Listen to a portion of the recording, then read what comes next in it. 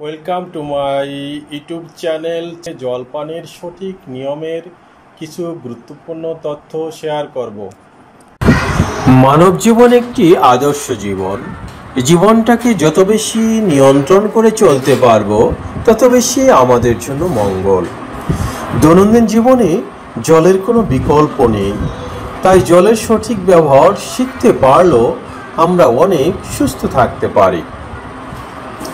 সকালে ঘুম থেকে উঠে খালি পেটে জলপান করতে হবে। দিনের শুরুতে জলপান করার এটি সেরা সময়। রাতে ঘুমানোর জন্য 6 থেকে 7 ঘন্টা শরীর জল থেকে বঞ্চিত থাকে। এই জন্য সকালে শরীরের জলের প্রয়োজন বেশি। তবে সকালে জলপান করলে পাকস্থলী খাদ্য গ্রহণের জন্য তৈরি হয়, অর্থাৎ পাকস্থলীকে সচল করে।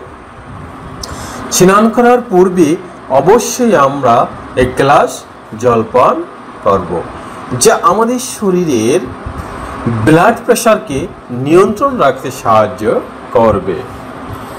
রাতে ঘুমোতে যাওয়ার পূর্বে অবশ্যই 1 গ্লাস জলপান করব, যা আমাদের স্ট্রোক করার ঝুঁকি কমিয়ে দেয়।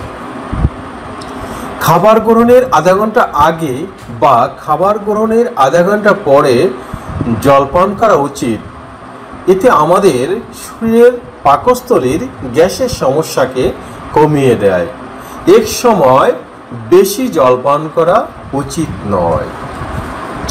আমি প্রতিদিন আমার প্রয়োজন অনুযায়ী জলপান করছি কিনা তা বোঝার সঠিক উপায় আমাদের প্রস্রাবের রঙের দিকে খেয়াল করা। আমাদের প্রস্রাবের রং যদি স্বাভাবিক থাকে তাহলে বুঝতে হবে আমার জলপান করা প্রয়োজন অনুযায়ী হচ্ছে। আর যদি প্রস্রাবের রং যদি স্বাভাবিক না থাকে তাহলে বুঝতে হবে আমার আরও অধিক জলপান করা প্রয়োজন।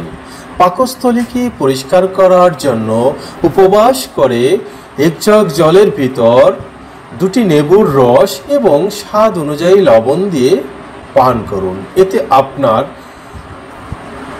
পাকস্থলী সুন্দরভাবে পরিষ্কার হয়ে যাবে। ভিডিওটি ভালো লেগে থাকলে সাবস্ক্রাইব করুন এবং পাশে থাকা বেল আইকনটি ক্লিক করে সঙ্গেই থাকুন। ধন্যবাদ সকলকে।